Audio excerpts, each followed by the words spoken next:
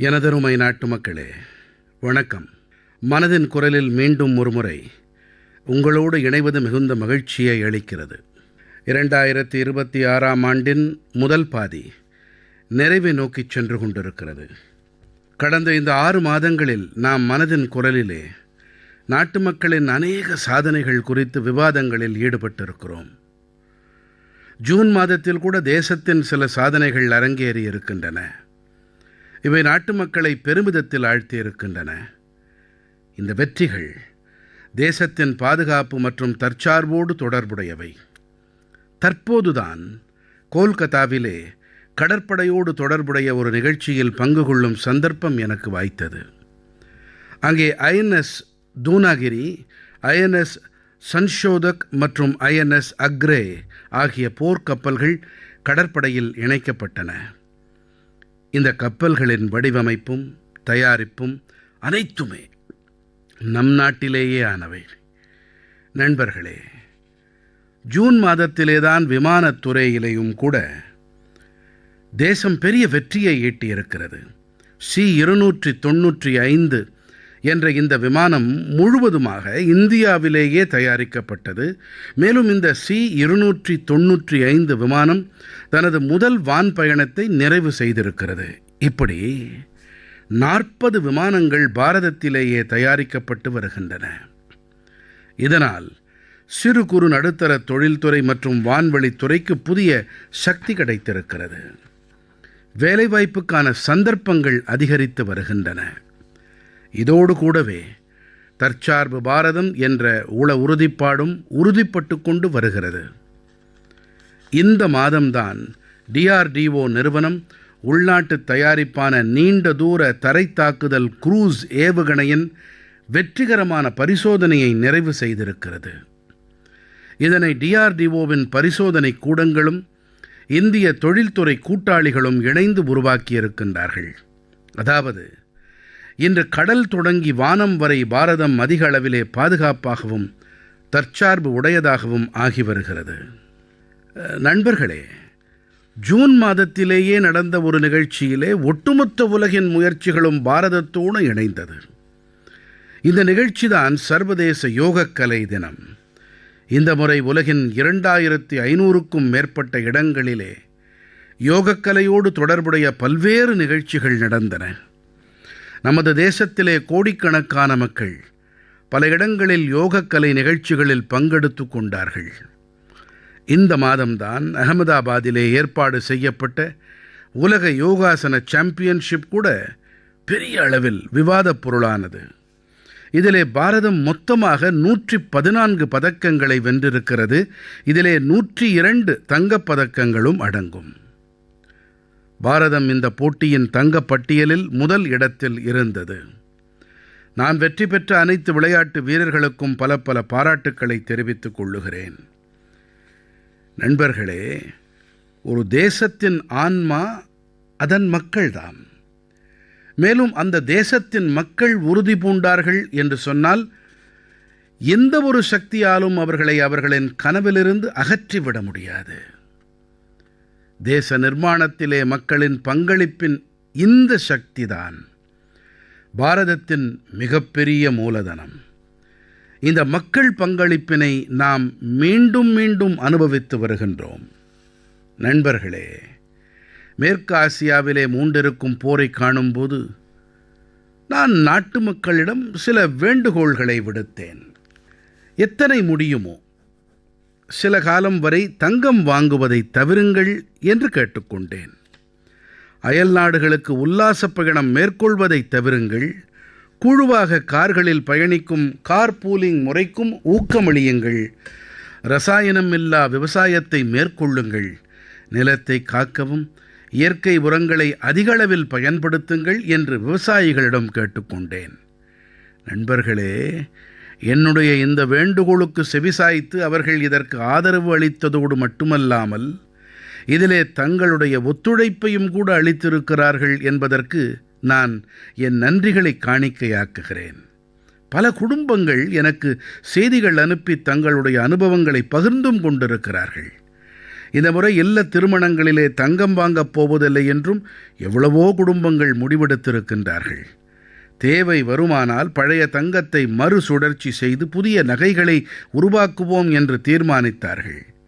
எப்படி இந்த முறை அயல்நாட்டு பயணத்தை ஒத்திப்போட்டதாக எத்தனையோ பேர் சமூக வலைத்தளங்களிலும் கூட பதிவு செய்திருக்கிறார்கள். நண்பர்களே, கார்பூலிங் தொடர்பாக, அதாவது ஓர் காரிலே ஒரே இடம் செல்வோர் பலர் ஒன்றாக பயணிப்பது தொடர்பாகவும் பலர் தங்களுடைய அனுபவங்களை பகிர்ந்து கொண்டிருக்கிறார்கள். யாரெல்லாம் தனித்தனியாக ஒவ்வொரு நாளும் ஒரே திக்கிலே செல்கிறார்களோ அவர்கள் இப்போது ஒன்றாக பயணிக்கத் தொடங்கியிருக்கிறார்கள். மக்கள் முடிந்த மட்டிலே பேருந்து அல்லது மெட்ரோவினை பயன்படுத்த தொடங்கியிருக்கிறார்கள்.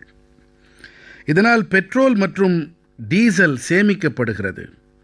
இதைப் போலவே தேசத்தின் பல்வேறு பாகங்களில் இயற்கை உரங்களின் பயன்பாடு அதிகரிப்பது தொடர்பான செய்திகளும் வந்த வண்ணம் இருக்கின்றன. நண்பர்களே, உலக அளவிலான இந்த சங்கடத்தை பாரத நாட்டவர் நாம் அனைவரும் இணைந்து எதிர்கொண்டு வருகிறோம் என்பது எனக்கு மகிழ்ச்சியை அளிக்கிறது. மக்கள் பங்களிப்பின் இந்த சக்தி நமக்கு பலத்தை அளிக்கும், வெற்றியை உரித்தாக்கும் என்பதில் எனக்கு நம்பிக்கை இருக்கிறது. எனக்கு பிரியமான நாட்டுமக்களே, நமது தேசத்திலே பிறந்த நாள், திருமணம் போன்றவை குடும்ப நிகழ்ச்சிகளாக இருப்பதோடு கூடவே ஒட்டுமொத்த சமூகத்தின் கொண்டாட்டங்களாகவும் ஆகின்றன. ஒவ்வொரு குடும்பமுமே அதன் மகிழ்ச்சியை மற்றவர்களோடு பகிர வேண்டும் என்றே விரும்புகிறது. மக்கள் விருந்தாளிகளுக்கு பரிசுகளையும் அளிக்கிறார்கள். நண்பர்களே, மகாராஷ்டிரத்தின் நாந்தேடில் ஒரு குடும்பம் தனது சந்தோஷங்களை பகிரும் வகையில் செய்த செயல் இப்போது விவாதப் பொருளாகி இருக்கிறது. இங்கே நாந்தேடின் பஹாதுர்புரா கிராமத்திலே பேட்கர் குடும்பம் வசித்து வருகிறது. சந்தோஷங்களை பகிர வேண்டுமென்றால் சங்கட வேளையிலே எந்த ஒரு குடும்பத்துக்கும் கைகொடுப்பதாக இருக்கக்கூடிய ஒரு பொருளை நாம் அளிக்க வேண்டும் என்று இந்த குடும்பம் சிந்தித்தது. தங்கள் இல்ல திருமண விழாவிலே இந்த குடும்பம் கிராமத்தின் கிட்டத்தட்ட 3500 மக்களுக்கு விபத்து காப்பீட்டிற்கான ஏற்பாட்டினை செய்தது. ஒவ்வொரு நபருக்கும் 1 லட்சம் ரூபாய் வரையிலான ஆயுள் காப்பீட்டினை ஏற்படுத்தி கொடுத்தது. இந்த முன்னெடுப்பின் பின்புலத்தில் இருந்த உணர்வு உள்ளத்தை தொடும் வகையில் இருந்தது. விபத்திற்குப் பிறகு குடும்பங்கள் பொருளாதார சிரமங்களை மேற்கொள்ள வேண்டியிருப்பதை இந்த குடும்பத்தார் கவனித்தார்கள். இத்தகைய வேளையிலே ஒரு சின்னஞ்சிறிய உதவி கூட பேராறுதலாக ஆகிறது. நண்பர்களே, தேசத்தின் கோடிக்கணக்கான குடும்பங்களுக்கு அரசாங்கம் பாதுகாப்பு கவசத்தை கொண்டு சேர்த்து வருகிறது. பிரதம மந்திரி விபத்து காப்பீட்டு திட்டத்தின்படி வருடந்தோறும் 20 ரூபாய் பிரீமியம், அதாவது ஆண்டொன்றுக்கு 20 ரூபாய் மட்டுமே பிரீமியம் தொகை செலுத்துவதன் வாயிலாக 2 லட்சம் ரூபாய் வரையிலான விபத்து காப்பீட்டினை உறுதி செய்கிறது. இதுவரை இந்த திட்டத்திலே 58 கோடிக்கும் மேற்பட்டோர் இணைந்திருக்கின்றார்கள்.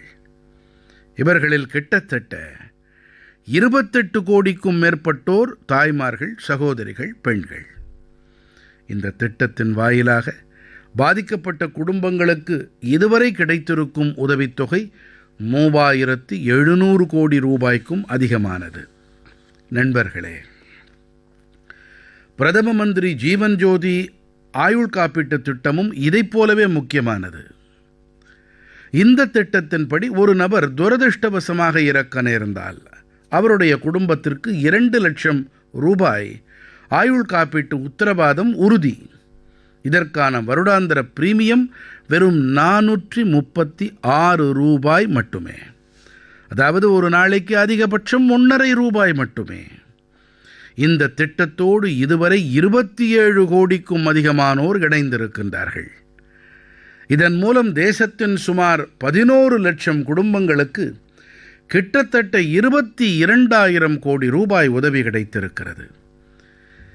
இந்த புள்ளி விபரங்கள் மிகவும் பெரியவை. இந்த புள்ளி விபரங்களின் பின்னணியில் லட்சக்கணக்கான குடும்பங்களின் சொந்தக் கதைகள், சோகக் கதைகள் பல உண்டு. ஏதோ ஒரு தாயால் தன்னுடைய குழந்தைகளின் படிப்பிற்கு உதவி கிடைக்கிறது.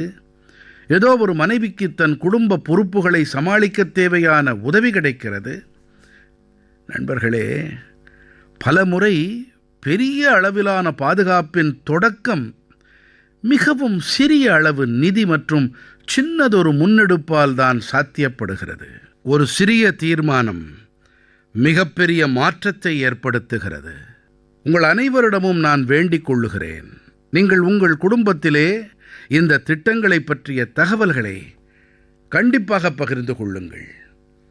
என் மனம் நிறை நாட்டுமக்களே, மனதின் குரலில் நாம் இப்போது பேச இருக்கும் சிறியதொரு விஷயம் ஆயிரக்கணக்கான ஆண்டுகள் பழமையானது.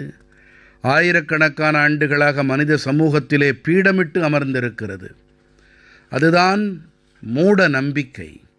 மூட நம்பிக்கை என்பது பல வேளைகளில் தவறான புரிதல் மட்டுமல்ல, அது பயத்தை ஏற்படுத்துகிறது.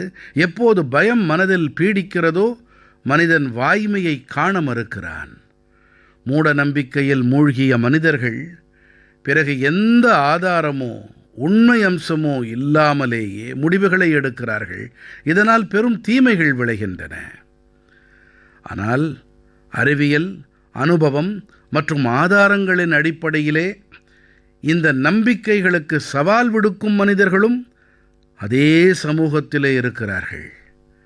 மூட நம்பிக்கை தொடங்கி நம்பிக்கை வரையிலான இந்த பயணம் எளிதானது அல்ல. இன்று இப்படிப்பட்ட ஒரு வெற்றி பயணம் பற்றித்தான் உங்களுக்கு தெரிவிக்க விரும்புகிறேன். நண்பர்களே, அசாமிலே ஒரு பறவையை காண முடியும். அதன் பெயர் ஹர்கிலா. ஹர்கிலா ஒரு அரிய வகை பறவை.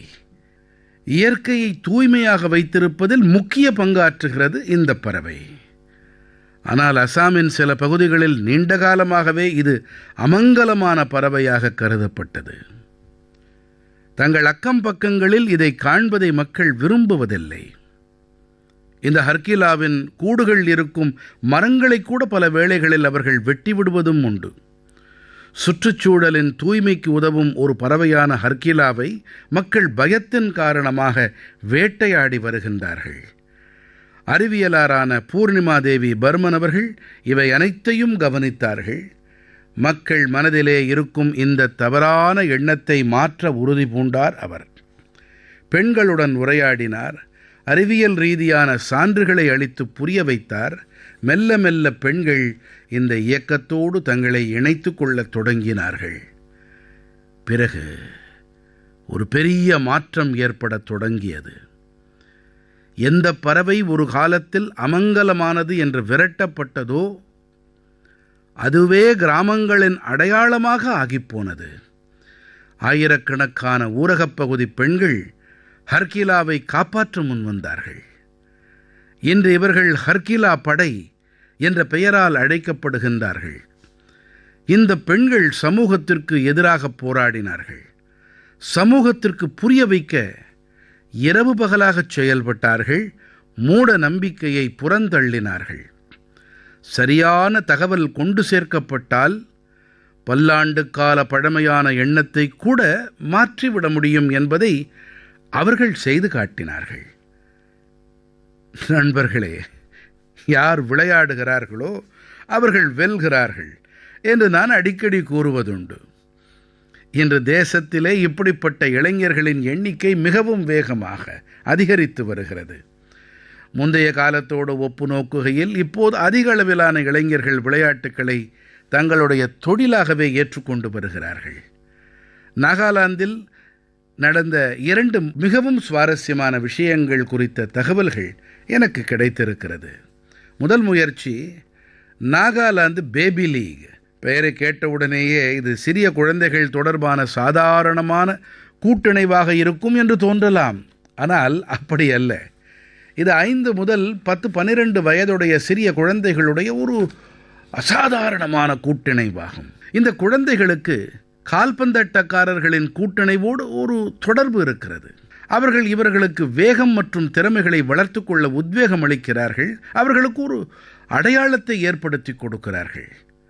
இதன் தொடக்கம் நாகாலாந்தின் அதிகப்படியான குழந்தைகளை கால்பந்தாட்டத்தோடு இணைப்பதற்காக செய்யப்பட்டது.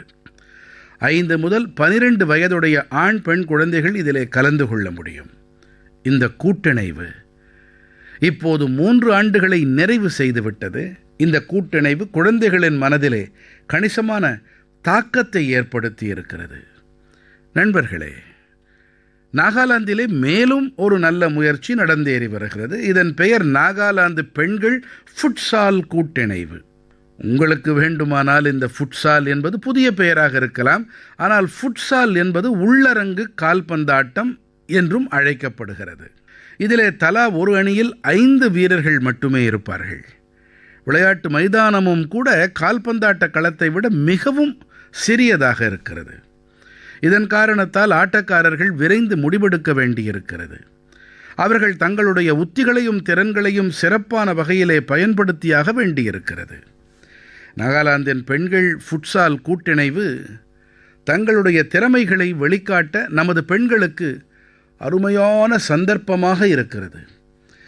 இத்தகைய முன்னெடுப்புகளுக்காக நான் நாகாலாந்தின் மக்களுக்கு என் பாராட்டுக்களை தெரிவிக்கிறேன்.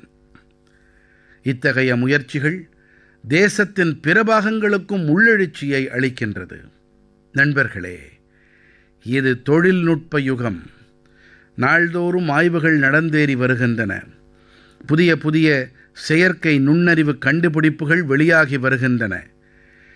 இந்த வேளையிலே ஒரு கேள்வி மிகவும் மகத்துவம் வாய்ந்தது. அதாவது மக்களின் படைப்பாற்றலை எவ்வாறு பாதுகாத்து பராமரிப்பது என்பதுதான்.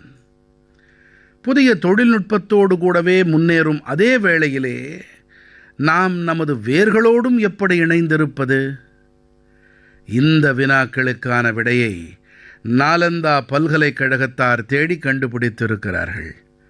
ஆயிரக்கணக்கான ஆண்டுகள் பழமையான நம்முடைய நாலந்தா பல்கலைக்கழகம் இப்போது புதிய அவதாரம் எடுத்து பாரதத்தின் எதிர்காலத்திற்கு உரமூட்டி வருகின்றது. 2 ஆண்டுகளுக்கு முன்பாக நாலந்தா பல்கலைக்கழக புதிய வளாகத்தை மக்களுக்கு அர்ப்பணித்து வைக்கும் வாய்ப்பு கிட்டியது. நாலந்தா பல்கலைக்கழகம் வாத விவாதங்களில் ஈடுபடும் நமது பழைய மரபினை மீண்டும் உயிர்ப்பித்திருக்கிறார்கள். வாத விவாதங்களில் ஈடுபடுதல் என்பது ஏதோ தனது தரப்பை முன்வைப்பதற்கான ஊடகம் மட்டுமல்ல. இந்த வாத விவாதங்கள், இந்த கடைசல் என்பன ஒழுங்குமுறையோடு கூடிய செயல்பாடு. இதிலே தர்க்கத்தோடு கூடவே ஆதாரங்களுடன் அவரவர் தத்தமது வாதங்களை, கருத்துக்களை முன்வைப்பது அவசியம். அதிலே திறமைசாலிகளாக இருக்கவும் வேண்டும். மற்றவர்களின் கருத்துக்களை பொறுமையோடு கேட்டுக்கொண்டு புரிந்து கொள்ளும் கற்றலும் கூட இந்த வாத விவாத செயல்பாட்டில் கிடைக்கிறது. நாலந்தா பல்கலைக்கழகத்தார் தங்களுடைய பட்டமளிப்பு விழாவின் ஒரு அங்கமாக ஆக்கியிருக்கிறார்கள் என்பது எனக்கு களிப்பை அளிக்கிறது. இதிலே கலந்து கொண்டவர்களில் பாதிக்கும் மேற்பட்ட மாணவர்கள் பிற நாடுகளைச் சேர்ந்தவர்கள் என்பது குறிப்பிடத்தக்கது. ஒரு பண்டைய பாரம்பரியத்தை இன்றைய காலகட்டத்தோடு இணைக்கும் ஒரு முயற்சி என்பது மிகவும் பாராட்டப்பட வேண்டியது. இதன் பொருட்டு நான் நாலந்தா பல்கலைக்கழகத்தாருக்கு பல வாழ்த்துக்களை தெரிவித்துக் கொள்கிறேன். இப்படிப்பட்ட முன்னெடுப்புகள் தொடர்பாக நீங்களும் சிந்தனை செய்யலாம் என்று நான் நாட்டின் பிற பல்கலைக்கழகங்களிடத்திலும் வேண்டுகோள் விடுக்கிறேன். நண்பர்களே, வேர்களோடு இணைந்திருக்கும் அதே நேரத்தில் இளைஞர்களை புதிய தொழில்நுட்பத்திற்காகவும் தயார் செய்வது என்ற மேலும் ஒரு நல்ல முயற்சி நடைபெற்று வருகிறது. தில்லியில் இருக்கும் மத்திய சம்ஸ்கிருத பல்கலைக்கழகம் செயற்கை நுண்ணறிவு, தரவு அறிவியல் துறைகளில் பிடெக் தொழில்நுட்பத்தில் இளநிலை படிப்பை தொடங்க இருக்கிறது. நவீன தொழில்நுட்பத்தோடு பாரதத்தின் பாரம்பரியமான ஞானத்தை இணைக்கும் திசையில் ஒரு மகத்துவம் வாய்ந்த படியாகும். இதனால் பாரத நாட்டு மொழிகளுக்கு புதிய செயற்கை நுண்ணறிவு கருவிகள் தயாரித்தளிப்பதில் உதவிகரமாக இருக்கும். நமது பண்டைய நூல்கள் மற்றும் ஓலைச்சுவடிகளை டிஜிட்டல் மயமாகச் செய்து பாதுகாக்கும் பணிக்கு புதிய வேகம் கிடைக்கும். மத்திய சம்ஸ்கிருத பல்கலைக்கழகத்தாருக்கு இந்த முயற்சி தொடர்பாக நான் பல நல்வாழ்த்துக்களை அளிக்கிறேன். நண்பர்களே, இன்று பாரத நாட்டு கலாச்சாரமானது உலகின் பல்வேறு பாகங்களைச் சென்றடைந்து வருகிறது. நமது பாடல்கள், இசை மற்றும் ஆன்மீகம் ஆகியவற்றை உலகத்தார் அனைவரும் அறிந்து வருகிறார்கள், ஏற்றுக்கொண்டு வருகிறார்கள். பாரதத்திலிருந்து ஆயிரக்கணக்கான கிலோமீட்டர் தொலைவிலான கரிபியன் கடற்பகுதியிலே டொமினிக்கன் ரிப்பப்ளிக் என்ற பெயரிலான ஒரு தேசம் உண்டு. அங்கே பாரத நாட்டவரின் எண்ணிக்கை சுமார் 100 இருக்கலாம், இன்னும் குறைவாகவும் இருக்கலாம். இதையெல்லாம் தாண்டி பாரத நாட்டு கலாச்சாரம் மற்றும் ஆன்மீகத்தோடு தொடர்புடைய ஒரு மிக அருமையான முயற்சி அங்கே நடந்து வருகிறது. அங்கே ஸ்பானிஷ் மொழி பேசும் சிலர் ஒரு புதிய குழுவை உருவாக்கியிருக்கிறார்கள். இந்த குழுவின் பெயர் பிரம்ம கமல் டொமினிகானா. குழுவின் உறுப்பினர்கள் இணைந்து வேதகால இலக்கியத்தை படிக்கின்றார்கள். இவர்கள் வேத மந்திரங்களின் உச்சரிப்பு வெளிப்பாட்டையும் கற்று வருகின்றார்கள். இதற்கான எந்தவிதமான முறையான பயிற்சியும் இவர்களிடத்தில் இல்லை. ஆனால் இவர்கள் ஒலிப்பதிவுகளை கேட்டு வேத மந்திரங்களின் சரியான உச்சரிப்பு வெளிப்பாட்டை கற்றிருக்கிறார்கள். இன்று இவர்கள் பல மந்திரங்களை மிகச்சிறப்பாக ஜபித்தும் வருகிறார்கள். இவற்றில் புருஷ சூக்தம், ஸ்ரீ சூக்தம், ஸ்ரீருத்ரம், துர்கா சூக்தம், தேவி மகாத்மியம் ஆகியன அடங்கும். பாரதத்திலிருந்து இத்தனை தொலைவில் இருந்தும் கூட நமது பாரம்பரியங்களை கற்கும் அவர்களின் இந்த முயற்சி மிகவும் கருத்தூக்கம் அளிக்க வல்லது. பிரம்ம கமல் டொமினிகானா குழுவின் அனைத்து உறுப்பினர்களுக்கும் அவர்களின் முயற்சிகளுக்கும் நான் என் நல்வாழ்த்துக்களை தெரிவித்துக் கொள்கிறேன். பாரத நாட்டு கலாச்சாரத்தை உலகில் மிகவும் விரும்பப்படுவதாக ஆக்குவதில் தொடர்ந்து முயற்சிகளில் ஈடுபடும் அனைவரையும் நான் இதயபூர்வமாக பாராட்டுகிறேன். எனதருமை நாட்டு மக்களே, மேகாலயத்தின் அடையாளம் மேகங்களோடு, அழகான காட்சிகளோடு. யார் மேகாலயா மாநிலம் செல்கிறார்களோ அங்கிருப்போரின் இயல்பான அன்பு பாராட்டும் தன்மை நீண்ட காலம் வரை மனதை வருடிக் கொடுக்கும். ஆனால் மேகாலயத்தின் மேலும் ஒரு சிறப்பம்சம் ஒன்று குறித்து இன்றைய மனதின் குரலில் நாம் விவாதிக்க இருக்கிறோம். அதுதான் மேகாலயத்தின் ரூட் பிரிட்ஜ். இது பாதையை குறிக்கும் ஆங்கிலச் சொல் ரூட் அல்ல, வேர்களை குறிக்கும் ஆங்கிலச் சொல் ரூட், அதாவது வேர்பாலம். இந்த வேர்பாலங்களின் கதை மிகவும் சுவாரஸ்யமானது. இந்த பாலங்கள் சில நாட்களிலோ சில ஆண்டுகளிலோ உருவாவதில்லை. இந்த வேர்கள் நீர்ப்பெருக்குகளை தாண்டி கொண்டு செல்லப்படுகிறது. காலப்போக்கிலே இதுவே ஒரு பலமான பாலமாக ஆகிறது. இந்த பாலங்களுக்கு மேலும் ஒரு சிறப்பம்சம் உண்டு. இவை வாழும் பாலங்கள். காலப்போக்கில் இவை மேலும் பலமடைகின்றன. இவற்றிலே மேகாலய மக்களின் படைப்புத்திறனை நம்மால் பார்க்க முடிகிறது. இவற்றின் பின்னணியிலே பல்லாண்டுக்கால பொறுமை மற்றும் இயற்கையின்பால் ஆழமான மரியாதை புலனாகிறது. மனிதன் இயற்கையோடு இணைந்தால் எத்தனை அற்புதமான பொருட்களை உருவாக்க முடியும் என்பதை இந்த பாலங்கள் நமக்கு உரைக்கின்றன. இவை நமது தேசத்தின், இந்த மண்ணின் மரபுகள். யுனெஸ்கோ அமைப்பின் உலக மரபுசார் இடங்கள் வலைப்பின்னலில் மேகாலயத்தின் வேர்பாலங்களை இணைக்க வேண்டும் என்று பாரதம் விண்ணப்பித்திருக்கிறது. நண்பர்களே, சூழல் மாற்றம் காரணமாக இந்த வேர்பாலங்கள் முன்பாக பல சவால்களும் எழுகின்றன. இப்படிப்பட்ட வேளையிலே மேகாலய மாநில மக்கள் இந்த இயற்கை மரபு சின்னங்களை பாதுகாக்கும் பொறுப்பை மிகச் சிறப்பாக நிறைவேற்றி வருகின்றார்கள். இப்படிப்பட்ட பாலங்களின் எண்ணிக்கை என்ன என்பதை தெரிந்து கொள்வது கூட எளிதாக இருக்கவில்லை. பிறகு உள்ளூர் மக்கள் இத்தகைய பாலங்களின் எண்ணிக்கை மீது கவனம் செலுத்தத் தொடங்கினார்கள்.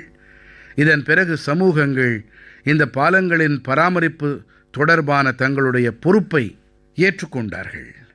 இன்று உள்ளூர் மக்கள் 120க்கும் அதிகமான வேர்பாலங்களை பராமரித்து வருகின்றார்கள்.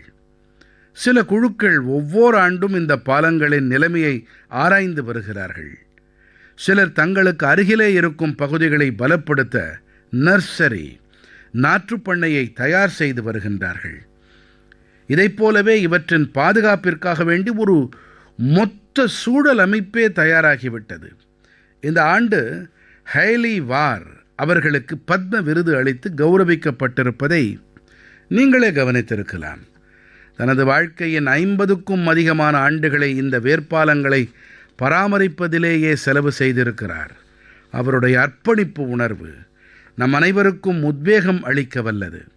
நண்பர்களே, நீங்கள் எப்போதேனும் இந்த வேர்ப்பாலங்களில் பயணித்திருந்தீர்கள் என்றால் கண்டிப்பாக அதன் படங்களை சமூக ஊடகத்தில் பகிர்ந்து கொள்ளுங்கள். உங்களுடைய படங்கள் மற்றவர்களுக்கும் மேகாலயத்தின் இந்த அற்புதமான மரபு பற்றி தெரிந்து கொள்ள உத்வேகம் அளிக்கும். எனதருமை நாட்டுமக்களே, நமது கிராமங்கள் தூய்மையாக இருக்க வேண்டும், நமது நகரங்கள் அழகாக காட்சியளிக்க வேண்டும் என்று நாம் அனைவரும் விரும்புகிறோம். ஆனால் நம்மருகே திரளும் குப்பையை யார் சுத்தம் செய்கிறார்கள் என்பதை நாம் யாராவது யோசித்திருப்போமா? இது மற்றவர்களுடைய பொறுப்பு, அவர்கள் சுத்தமாவதை பார்த்துக் கொள்வார்கள் என்று பெரும்பாலானோர் கருதுகிறார்கள். ஆனால் தங்களுடைய சிந்தனை வாயிலாக நமக்கு உள்ளெழுச்சி அளிக்க வல்ல சிலர் நம்மிடையே இருக்கத்தான் செய்கிறார்கள். மத்திய பிரதேசத்தின் ராஜ்கட் மாவட்டத்தைச் சேர்ந்த பியாவராவின் சில சகோதரிகளை பற்றி தெரிந்து கொள்ளும் சந்தர்ப்பம் எனக்கு வாய்த்தது. இவர்கள் தங்களுக்கு அருகிலே பரவி காணப்படும் நெகிழி குப்பைகளை அகற்ற உறுதி பூண்டார்கள். எல்லாம் மற்றவர்கள் பார்த்து கொள்வார்கள் என்று அவர்கள் கருதவில்லை. இவர்கள் தாங்களே நகர் முழுவதிலிருந்தும் நெகிழி குப்பைகளையும் காலி பாட்டில்களையும் சேகரிக்கத் தொடங்கினார்கள். மெல்ல மெல்ல இந்த முயற்சி முன்னேறிச் செல்லத் தொடங்கியது. பிறகு அந்த நெகிழி சூழலுக்கு நேசமான செங்கற்களாக உருவாகத் தொடங்கியது. இன்று இதே சூழலுக்கு நேசமான செங்கற்களின் பயன்பாடு பொதுவிடங்களுக்கு அழகு சேர்க்க பயன்பட்டு வருகிறது.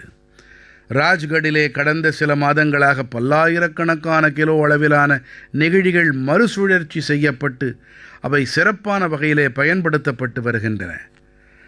அதாவது எந்த நெகிழி முன்பெல்லாம் நகரை மாசுபடுத்தி வந்ததோ அதுவே இன்று இந்த சகோதரிகளின் முயற்சியால் நகரின் அழகை அதிகரிப்பதில் பங்காற்றி வருகிறது. பியாவராவின் அனைத்து சகோதரிகளுக்கும், இந்த இயக்கத்தோடு இணைந்திருக்கும் அனைத்து நண்பர்களுக்கும் நான் என் பாராட்டுக்களை தெரிவித்துக் கொள்ளுகிறேன். என் மனம் நிறை நாட்டு மக்களே, ஒரு சிறப்பான விஷயம் குறித்து பேச எனக்கு பலர் கடிதங்கள் வாயிலாக ஆலோசனை வழங்கியிருக்கிறார்கள். இந்த விஷயம் கணேச உற்சவத்தோடு தொடர்புடையது. பார்க்க போனால் பிள்ளையார் சதுர்த்திக்கு இன்னும் போதுமான நேரம் இருந்தாலும் இந்த விஷயம் குறித்து இப்போது விவாதிக்கப்பட வேண்டும் என்று பலர் என்னிடம் விண்ணப்பித்திருந்தார்கள். உள்ளபடியே பிள்ளையார் சிலைகளை உருவாக்கும் வேலை மிகவும் முன்னதாகவே தொடங்கி விடுகிறது. திருவுருவங்களை தயாரிப்போர், அதன் வியாபாரத்தில் இணைந்தவர்கள் இப்போதிலிருந்தே செயல்படத் தொடங்கி விடுவார்கள். ஆகையால் நான் உங்கள் அனைவரிடமும் ஒரு வேண்டுகோள் விடுக்கிறேன். உங்கள் வீடு, சமூகம் அல்லது அருகிலே இருக்கும் இடங்களில் பிள்ளையாரின் திருவுருவச் சிலைகள் நிறுவப்படும் போது அவை நமது தேசத்தின் மண்ணால் உருவாக்கப்பட்டவையாக, நமது மண்பாண்டம் தயாரிப்போரால், உள்ளூர் கைவினை கலைஞர்களால் உருவாக்கப்பட்டதாக இருக்க வேண்டும் என்ற வகையிலே நீங்கள் முயற்சி செய்ய வேண்டும் என்று கேட்டுக்கொள்ளுகிறேன். யாரெல்லாம் பிள்ளையார் திருவுருவச் சிலைகளை உருவாக்குகின்றார்களோ அவர்களிடமும் என்னுடைய வேண்டுகோள் என்னவென்றால், அவர்கள் மண்ணாலான திருவுருவச் சிலைகளுக்கு முதன்மை அளிக்க வேண்டும். அதேபோல யாரெல்லாம் திருவுருவச் சிலைகளை வாங்குகிறார்களோ அவர்களும் பிள்ளையாரின் திருவுருவச் சிலை எதனால் செய்யப்பட்டது, எந்த நாட்டிலே உருவானது என்பதையும் கவனித்து வாங்க வேண்டும். பிளாஸ்டர் ஆஃப் பாரிஸால் தயாரிக்கப்பட்ட திருவுருவச் சிலைகளை கண்டிப்பாக வாங்க வேண்டாம். நண்பர்களே, மண்ணாலான திருவுருவச் சிலைகளை வழிபட்ட பிறகு நாம் இயல்பான வகையிலே நீரிலே கரைக்கிறோம். இதனால் நமது நதிகள், ஏரிகள், குளங்கள் மற்றும் சுற்றுச்சூழல் பாதுகாக்கப்படுகிறது. நமது நம்பிக்கையும் பராமரிக்கப்படுவதோடு இயற்கையின் பால் நமது கடமையும் நிறைவேறுகிறது. நாம் உள்ளூர் கைவினைஞர்களிடமிருந்து திருவுருவச் சிலைகளை வாங்கும்போது உள்ளூர் பொருட்களுக்கு குரல் கொடுப்போம் கொள்கை வலுவடைகிறது. இந்த முறை பிள்ளையார் சதுர்த்தி என்றும் இப்படிப்பட்ட அனைத்து கொண்டாட்டங்களின் போதும் இந்த அனைத்து விஷயங்கள் குறித்தும் கண்டிப்பாக ஆழமாக சிந்திக்க வேண்டும். நாட்டு நலனில் அடுத்தடுத்த படிகளை முன்வைப்போம் என்பதில் எனக்கு முழு நம்பிக்கை இருக்கிறது. நண்பர்களே, நமது தேசத்தின் மிகப்பெரிய சக்தி என்றால் அது நமது தேசத்தின் மக்கள்தாம். தேசத்தின் பல்வேறு பாகங்களில் நடைபெறும் முயற்சிகள் நமக்கு நிறைய கற்பித்தல்களை அளிக்கின்றன. நம் மனதிலே உறுதிப்பாடு இருந்தால், சமூகத்தோடு இணைந்து சென்றால் எந்த ஒரு பெரிய மாற்றத்தையும் ஏற்படுத்த முடியும் என்பதை இந்த முயற்சிகள் நமக்கு தெரிவிக்கின்றன. நீங்கள் உங்கள் அருகிலே நடக்கும் இப்படிப்பட்ட முயற்சிகள் குறித்து எனக்கு கண்டிப்பாக எழுதி வாருங்கள்.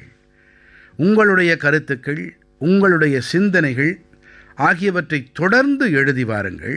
முடிந்தால் உங்கள் அருகிலே எந்த ஒரு சின்ன முன்னெடுப்பு இருந்தாலும் அது ஒட்டுமொத்த தேசத்திற்குமே உத்வேகம் அளிக்கவல்லதாக ஆகலாம். அடுத்த மாதம் மீண்டும் சந்திப்போம். நாட்டு மக்களின் சில புதிய முயற்சிகள் குறித்த விவாதத்தில் ஈடுபடுவோம். அதுவரை நீங்கள் உங்களுடைய மற்றும் உங்களுடைய குடும்பத்தை கவனித்துக் கொள்ளுங்கள். அப்புறம் நீர் சேமிப்பை எக்காலத்திலும் மறந்துவிட வேண்டாம். மழைநீரின் ஒவ்வொரு சொட்டையும் நாம் பாதுகாக்க வேண்டும். கேட்ச் த ரெயின், மழை நீரை சேமியுங்கள் என்ற இந்த இயக்கம் எக்காரணம் கொண்டும் தொய்வடைய விடக்கூடாது. நாம் அனைவரும் இணைந்து மழையின் ஒவ்வொரு சொட்டு நீரையும் விரயமாகாமல் பாதுகாக்க வேண்டும் என்று உங்கள் அனைவரிடமும் என் சிறப்பு வேண்டுகோளாக முன்வைக்கிறேன். பல பல நன்றிகள். வணக்கம்.